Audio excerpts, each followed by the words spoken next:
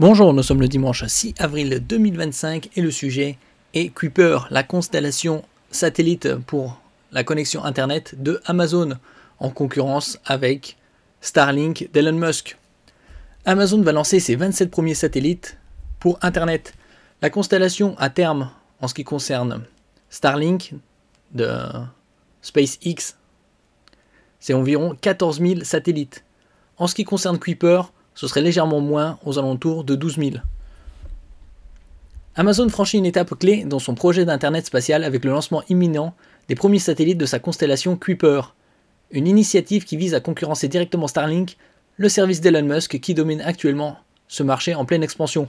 Avec des dizaines de milliers de satellites en orbite plus ou moins haute, l'espace va être déjà saturé, puisqu'il y aura d'autres projets, d'autres compagnies, dont la Chine et l'Europe. N'oubliez pas de vous abonner pour plus de news sur le monde de la high-tech ainsi que les bons plans, également sur mon Twitter et en description sous toutes mes vidéos.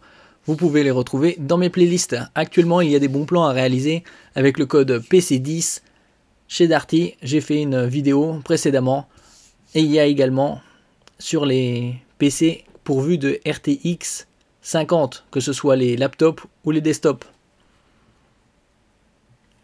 Amazon va proposer Internet avec des satellites. Prévu pour le 9 avril, depuis Cap Canaveral en Floride, le décollage sera assuré par une fusée Atlas V de United Launch Alliance, ULA, co-entreprise entre Boeing et Lockheed Martin. Cette mission, baptisée Kuiper Atlas I, placera en orbite 27 satellites, les premiers éléments d'une constellation qui devrait à terme en compter plus de 3200. Il y avait des chiffres où il parlait plus de 10 000. Donc là, ce serait 3200. Amazon avait déjà testé 2 prototypes en 2023. L'objectif est clair, fournir un accès à Internet haut débit aux zones mal desservies, y compris les régions reculées ou en situation de crise. Le service commercial devrait être opérationnel dès 2025, selon les déclarations de l'entreprise.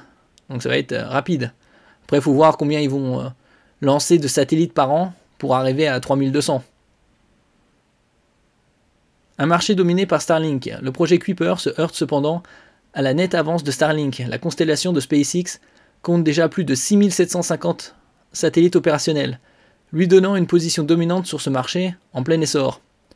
Derrière, on trouve l'européen Eutelsat, fusionné avec OneWeb, ainsi que des initiatives chinoises, Guowang et canadiennes Telesat. La particularité de ces nouvelles constellations, leur positionnement en orbite basse, quelques centaines de kilomètres.